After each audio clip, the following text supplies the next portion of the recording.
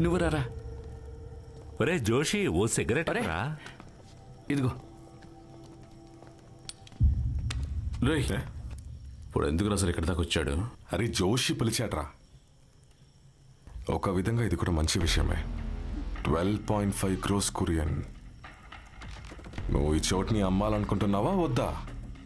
హ?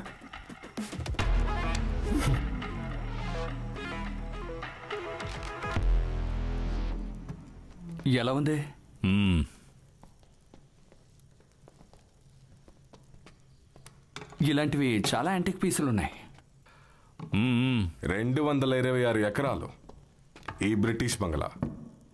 తోట మధ్యలో ఉంది. కొరియన్ కంట్రోల్లోనే ఉంది. ఆహా. రారా అటువై వెళ్ళి చూద్దాం. మ్మ్.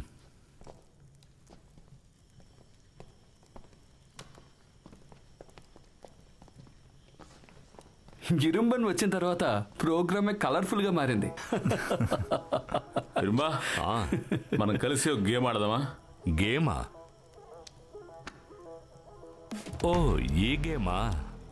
ఆడితే పోలా?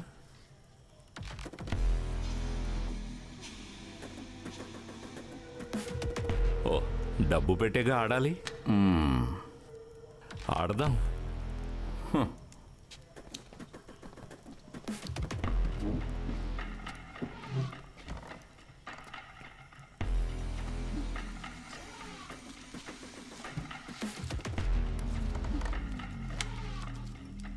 అరే ఇరింబా, నువ్వు ఈ ఆటలోకి రావాలంటే హైయెస్ట్ పాయింట్ మాత్రమే తీసుకోవాలి.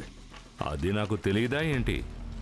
ఎవరికిరా ఎక్కువ పాయింట్లు వచ్చాయి? నేనేనన్నా. ఆ, వీడు ఎక్కువ పాయింట్లు తీస్తే విన్ అనుకుంటున్నాడు.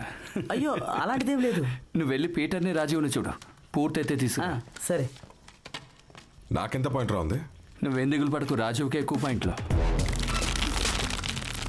మరి అయితే నువ్వు ఆడమే మర్చిపోయానంటావు అంతేగా ఇరుంబా?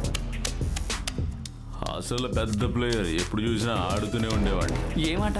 అదేరా ప్యాక్ ఆట. నువ్వంత చీటర్ ఏం కాదు. చేతికొచ్చే కార్డు బట్టే ఉంటుంది. చూద్దాం.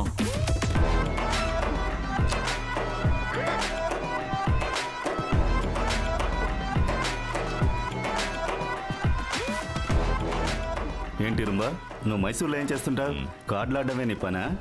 నేను చేస్తున్న డీసెంట్ పనుల్లో ఇది కూడా ఒకటి. నువ్వు వీడిని చూసి ఎన్ని రోజులు ఉంటుంది? ఎవరు? కురియనా? అవును. చూసి ఎన్నేళ్ళయింది?